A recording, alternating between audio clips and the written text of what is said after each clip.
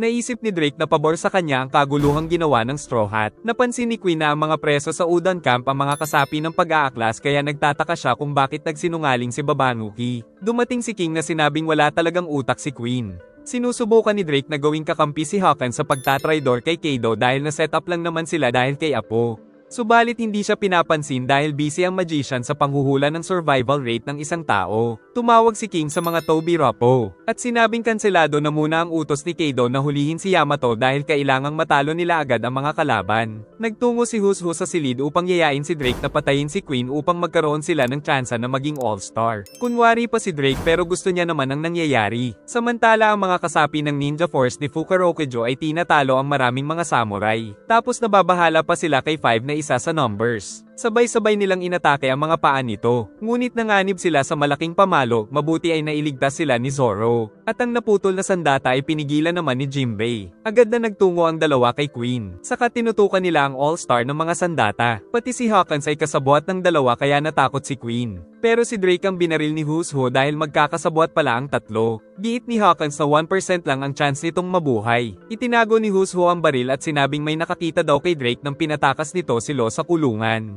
Tinatanong nila si Drake pero wala itong balak umamin na tuta siya ng Navy. Itinapon ni Jinbei ang sandata ng Giant. Saka sumugod ang bida kay 5 at gumamit siya ng Gear Fort. Tapos mabilis siyang lumapit sa kalaban at naghanda sa pag-atake. Si Drake naman ay naalala si Kobe. Saka nito itinapon ng malakas na granada kaya nakatakas siya mula sa tatlo. Tapos tumalon siya at dahil nakaharang ang isang Giant ay inatake niya ito ng napakalakas kasabay din ng pag-atake ni Luffy sa isa pang Giant kaya bagsak ang dalawang numbers. Nagtataka naman ang mga kasama kung bakit ito ginawa ni Drake. At habang nasa ere ay nakiusap si Drake na makipaglaban kasama nila. Nagtataka ang Straw Hat Pirates kung bakit ito ginawa ni Drake. Nagtataka din sila Alti sa nangyayari. Tapos naalala ni Drake ang sinabi ni Kobe na may kakaibang karisma si Luffy upang magkaisa ang mga tao sa paligid nito. Nang magtanong si Luffy ay sinabi ni Drake na meron silang parehong layunin. Ngunit sumugod si Zoro dahil wala siyang tiwala dito. Pero pumayag kaagad ang bida na maging kakampi si Drake na ikinagulat nito kaya nainis din ang kanyang crew. Dumating pa ang mga kalaban kaya magbabantay doon sila Jinbei at Franky upang makakilos ang captain. Si Zoro naman ay wala pa ring tiwala kay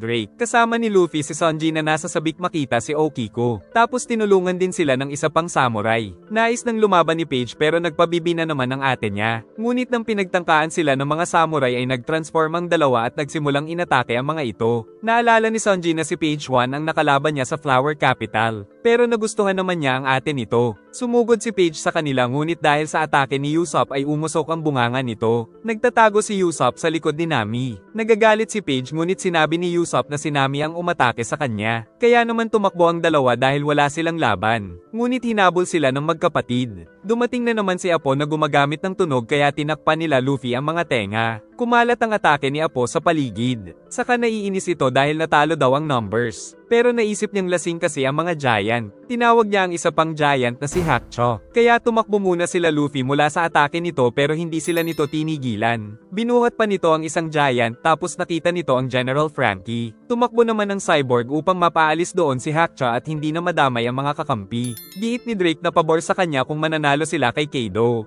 Ngunit nais pa rin malaman ni Zoro ang sikreto nito. Sagot ni Drake na kung sasabihin niya ang totoo ay maglalaban lang sila. Nakita sila ni Apo kaya magtatawag pa daw ito ng iba pang Giant. Dahil dito ay nagkampi ang dalawa at inatake si Apo upang pigilan ito. Samantala ginamit ni Queen ang Ice Gatling sa mga samurai doon. Saka nagbanta ito na hindi makakatakas si Drake sa kanya. Ang mga tinamaan naman ng bala nito ay nagsimulang maging ogre. Nang tignan ni Drake ang bala ay nabahala siya sa nalaman. Pagtingin nila ay nag-transform na ang mga ito at kinakagat ang iba pang samurai. Tapos pinagbabaril na naman sila ni Queen kaya marami na naman ang tinamaan. Tumatakbo pa rin si Shinobu kay Yamato dahil wala siyang tiwala dito. Pero si Momo ay nais nang maniwala dahil sinabi ni Luffy na kakampi ito. Samantala sa labas ay napakatindi pa rin ang bakbakan. Inatake ni Shish Ilian ng napakalakas ang isang Giant upang matalo ito pero malapit na rin siya sa limit. Ngunit lumapit pa si Jack upang tapusin siya. Mabuti ay dumating sila Dogstorm at Cat Viper upang kalabanin ito dahil sa gas na ipinakalat nito sa Zou Island at maging sa kanilang mga kamay at binti na pinutol nito. Sila Wanda ay pinipigilan din ng iba pang kawal ni Kaido na makarating sa kinaroroonan nila Luffy. Makakalusot na sana ang ilan sa mga ito ngunit dumating si Carrot na mabilis silang tinapos gamit ang bilis nito. Pero nang marinig ang boses ni Perospero ay umalis siya para hanapin ito. Samantala nagising na si Big Mom.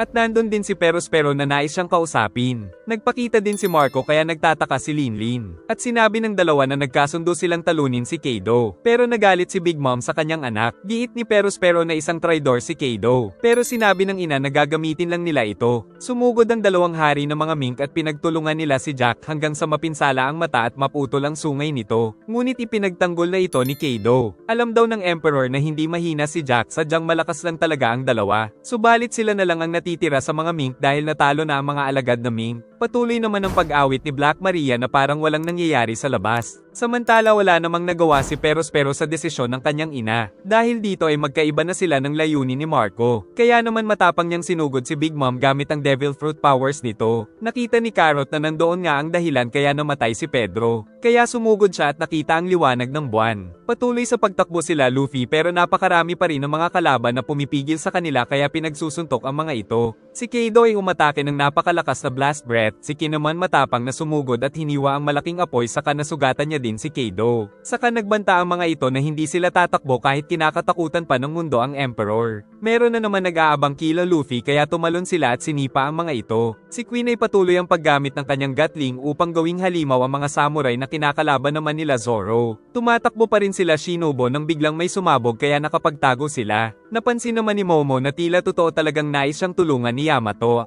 Tapos nahulog sila ngunit nang lumapit si Yamato ay natakot ang dalawa. Samantala nakita na sila ng tauhan ni Kaido. Kasabay ng pagtugtog ni Black Maria ay ang makapigil hiningang face-off ng dalawang panig. Kasabay ng pagkaputol ng string nito ay sumugod na sila sa Emperor. Ngunit pinasabog sila kaagad ni Kaido. Ginamit ni Izo ang kanyang baril. Si Kinemon ay napunta sa katawan ng dragon at matapang na sumugod at umatake sa ulo nito kasabay ng pag-atake nila Denjiro sa katawan. Maging sila Cat Viper ay umatake na rin sa ulo ni Kaido. Ngunit nagawa silang lahat na mapatalsik nito. Saka sila inatake ng napakalakas pero matapang nila itong sinalag ng mga espada kaya muli silang pinasabog ng Emperor. Nadismaya daw sa kanila si Kaido. Ngunit sa gitna ng apoy ay nakita niya si Oden. Pero si Kinemon pala ito. Kahit na nahihirapan sila sa kalaban ay pinalakas ng magkakaibigan ang loob ng bawat isa. Saka hiniwa ni Kinemon ang apoy at nakita ang dragon. Sumugod sila at nakailag si Kinemon. Si Cat Viper ay mabilis na kumilos at pinagkakalmot ito. Si Kawamatsu ay ginamit din ng teknik ito sa ulo ni Kaido.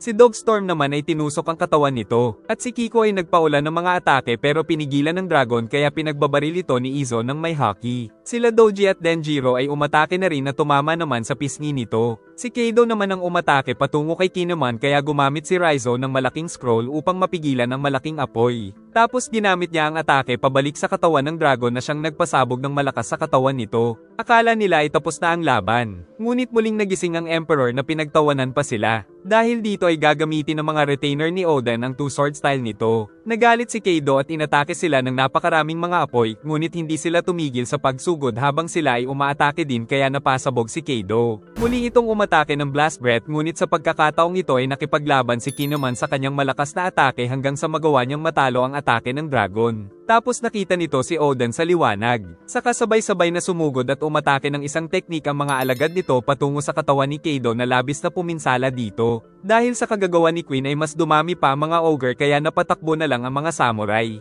Ngunit pinagbabaril na naman sila nito. Tapos sumugod ang mga ogre sa dalawa ngunit mabilis lang nilang tinalo. Naalala ni Zoro ang isa sa mga ito kaya ayaw niyang patayin. Giit ni Chopper na huwag niya itong hahawakan dahil nakakahawa. At naalala din ng reindeer ang ginamit na virus ni Queen sa Udon na kapareho nito.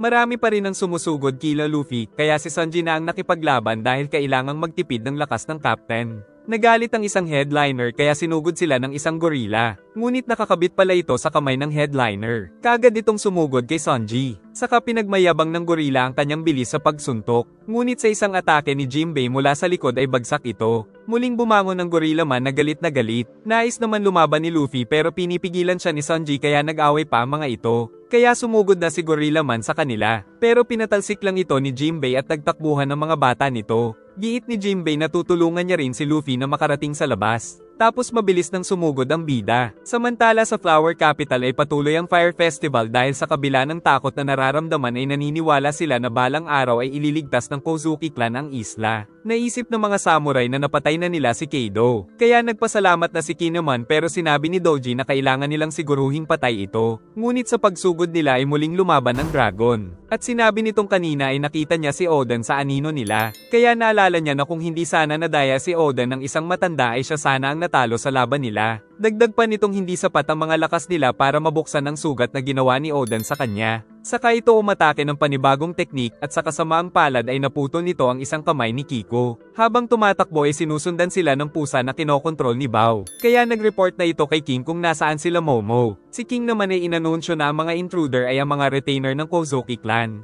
Kaya inutusan niya ang mga gifters at mga Tobiropo na hanapin at patayin si Momonosuke. Habang tumatakbo sila Shinobu ay nakita sila ni Sasaki kaya pinagbabaril sila ng mga tauhan nito. Subalit ang tinamaan pala nila ay isang lalagyan. At mula sa taas ay sumugod si Shinobu. Ngunit umatake ang isa at napatalsik nito ang ninja. Tapos pinagbabaril sila ng isa pa. Saka tinira sila ng mga palaso na tumama sa likod ng ninja. Kaya pinapatakas na nito si Momo. Pagsugod ng isang kalaban ay napatalsik na naman nito ang ninja. Saka naman tinarget nito si Momo para patayin. Mabuti ay dumating si Yamato na pinalo ng napakalakas ang malaking kalaban. Saka sinabi nito na siya si Kozuki Oden. Natutuwa si Queen dahil sa mga nagawang ogre. Tapos pinagbabaril din niya maging ang mga tauhan. Maging ang mga ninja ni Orochi ay inaatake ng mga ogre. Ang grupo nila Yogoro ay patuloy din na inaatake ngunit ayaw nilang patayin ang mga kasamahan. Kaya pinatalsik na lang ni Omasa ang isang malaking ogre. Ngunit nasugat siya kaya lumabo ang paningin. Dahil na-infect na pala siya ng isang ogre. Patuloy pa rin ang pagsugod nila Luffy. Ngunit tumigil sila nang makita ang mga headliner na sila Hamlet at Fortrix. Pero isang sipa at suntok lang sila nila Sanji at Jinbei. Sa pag-atake ni Kaido ay nagawa nitong maputol ang isang kamay ni Kiko. Kaya ang ibang mink ay pinaalis na doon ni Dogstorm. At si Kiko ay inasikaso ng kanyang kuya. Saka naman sinunog ni Kinemon ang sugat para tumigil ang pagdurugo. At pagkatapos ay handa pa rin siyang lumaban kahit naputol ang isang kamay. Saka bumalik sa human form si Kaido upang tapusin ang laban. Bago pa maging Oni si Omasa ay nais na nitong tapusin ang buhay ngunit pinigilan siya ni Yogoro dahil siguradong makakagawa daw ng lunas si Chopper. Nagtatanong ang mga bata ni Queen kung bakit pati sila ay ginawa nitong Oni.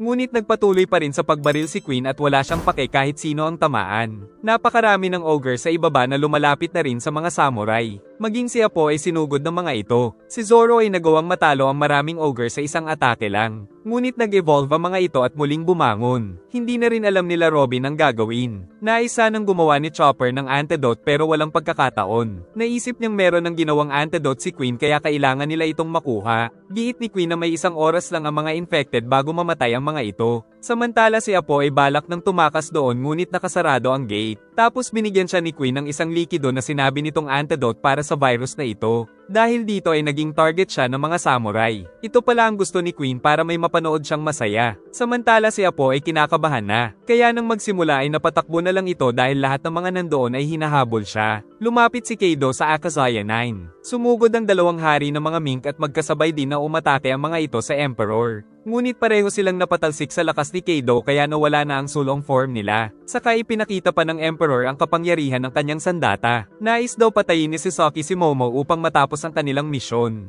Ngunit handa silang protektahan ni Yamato. Nakiusap si Shinobu na iligtas si Momo. Giit ni Yamato na pati siya ay ililigtas nito. 20 years ago ay napanood daw ni Yamato kung paano inalay ni Oden ang buhay para sa mga retainer nito. Dahil din daw sa speech noon ni Shinobu ay naantig ang puso ni Yamato. Pinaputukan na sila ni Sasaki ngunit pinrotektahan sila nito mula sa napakaraming bala. Pagkatapos nito ay sinabi ni Yamato na noon ay nagtungo din siya sa Kuri Castle para iligtas sila Momo pero natakot siya sa kanyang ama. Saka ito umatake ng airball patungo sa isang kalaban na agad na natalo. Saka sinabi nito na handa siyang mamatay para kay Momo. Giit ni Big Mom na tila naliligaw ang mga naiwan ni Whitebeard. Sagot ni Marco na mula nang mamatay ang captain ay malaya na silang gawin ang gusto. Kaya naman matapang siyang sumugod kay Big Mom. Tapos ginamit ni Linlin ng malaking apoy patungo sa lalaki na sinalag naman nito. Saka nagtagisan sila ng mga apoy hanggang sa matalo ni Marco si Prometheus. Giit ng lalaki na mas matindi ang apoy niya. Samantala si Prometheus ay nanghina. Subalit nahuli naman ni Linlin ang Phoenix. Tapos naghanda si Perospero na tapusin ito. Tumatakbo pa rin si Apo sa napakaraming may nais ng antidote. Hanggang sa mahabol siya nila Drake at Zoro kaya ginawa ang lahat para makaiwas. Pinipilit kunin ni Zoro ang antidote sa kanya. Samantala si Queen ay kinikilala ang mga miyembro ng Straw Hat gamit ang mga wanted poster. Sila Usopp naman ay hinahabol pa rin ng magkapatid, na sinasabing si Kaido ang magiging hari ng mga pirata. Pero giit nila Nami at Usopp na si Luffy ang makakakuha ng titulo. Dahil dito ay mas nagalit ang dalawang Toby Rappo. Naisip naman ni Usopp na paghiwalayin ang dalawa kaya lumiko siya at sinundan naman siya ni Page 1. Si Nami ay si Alti naman ang nanghabol.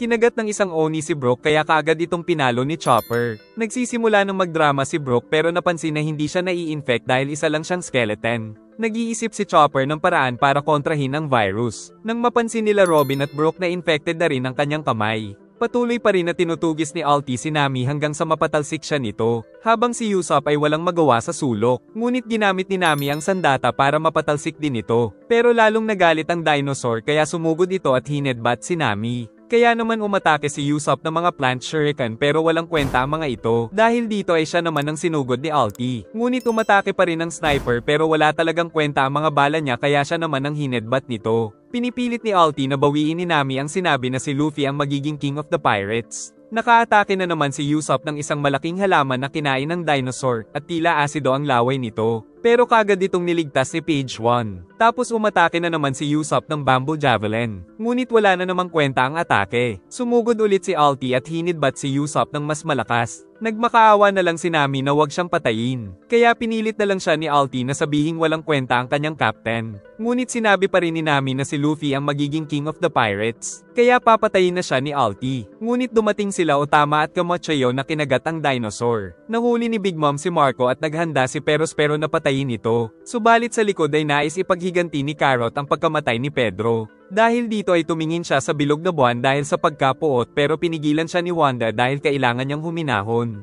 Saka pinalakas ni Wanda ang kanyang loob. Nang kumalma na si Carrot ay magkasabay sila ni Wanda na nag-transform. At mabilis na sumugod at inatake ang mukha ni Perospero. Nainis si Big Mom at itinapon si Marco sa dalawang mink. Saka umalis si Linlin dahil may mas importante pa daw siyang gagawin. Sumugod si Page 1 patungo sa Dog Lion at napatalsik ito. At tatakas na sana si Usopp ngunit tinawag ni Nami ang mga ito kaya sumugod si Page at napatalsik na naman siya. Ngunit sinalo naman siya ni Kamochayo. Tapos dumating pa ang unggoy na kinalaban ng magkapatid. Umatake ng napakalakas si Yamato subalit nahihirapan siya dahil may rubber shield ang mga kalaban. Inilabas din nila ang mga baril at pinagbabaril sila Momo. Ngunit handang ialay ni Yamato ang buhay para sa bata. Nakiusap si Shinobu na dalhin na nito si Momo at tumakas. Pero ayaw siyang iwan ni Yamato dahil hindi daw ito gagawin ni Oden. Inilabas na ni Sasaki ang espada para kalabanin ang young master niya. Ngunit pinalabas ni Yamato ang mga pangil. Tapos dumating na rin doon si Franky. Natuwa naman si Yamato dahil nakilala niya na crew ito ni Luffy.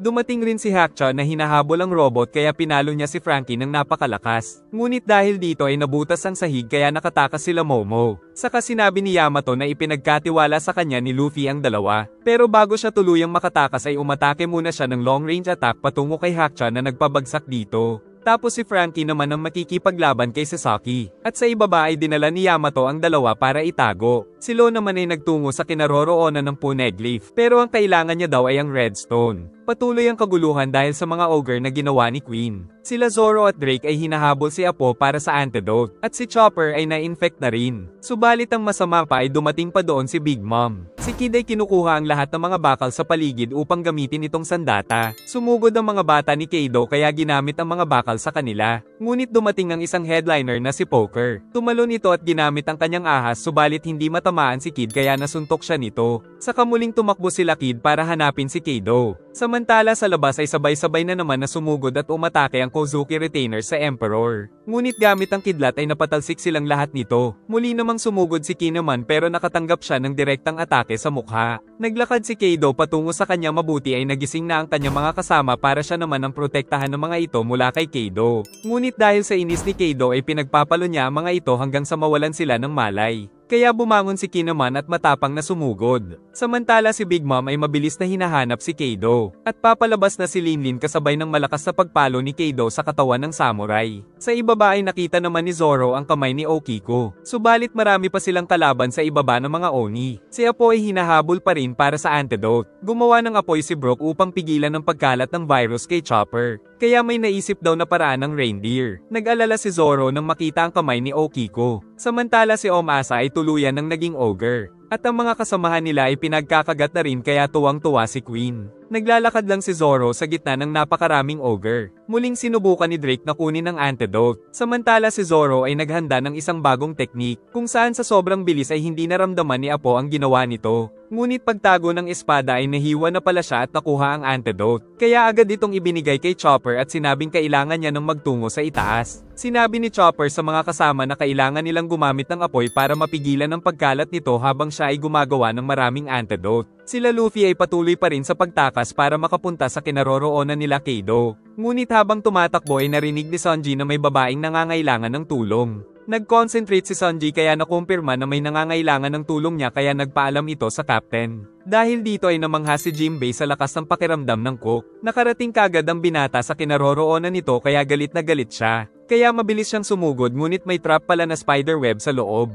Saka siya inatake ng dalawa at tuluyang nabihag ng mga ito. Napag-alaman ng mga tauhan pala ni Black Maria ang mga ito. Inaakit siya nito pero napansin niya ang mga lalaking bihag na nasa likod. Pinipilit pa ni Sanji na labanan ang pagiging manyak niya pero sa huli ay bumigay na rin ito. Dahil sa kakayahan ni Bawang ay nalalaman ni King ang kinaroroonan nila Luffy. Ngunit sa dulo nito ay nag-aabang daw ang isang headliner na si Maizerka na may Gorilla Smile Fruit. Kasama nito si Poker na kaninang tinakasin lang ni Kid. Sa pagtakbo ay nakita nila Luffy ang iba pang mga kasapi na itinuro ang isang lagusan patungo sa 4th floor. Kaya nagtataka sila Poker kung nasaan na sila Luffy. Sa itaas naman ay tumalsik na naman si Kinemon sa atake ni Kaido. Aatake na naman sana si Queen pero inunahan na siya ni Zoro. Nang magalit ang swordsman ay yumanig ang paligid na ikinatakot ng mga kalaban. Giit ni Zoro na hindi daw siya yon. Sa labas ay makikita ang tila delubyong nagaganap sa isla. Dahil dito ay nanganganib ang buhay ng mga crew ni Law na sakay ng submarine. Nagpatuloy ang malalakas na mga alon dahil sa pagyanig. Samantala si Yamato ay gagawin daw ang lahat para mailigtas si Momo.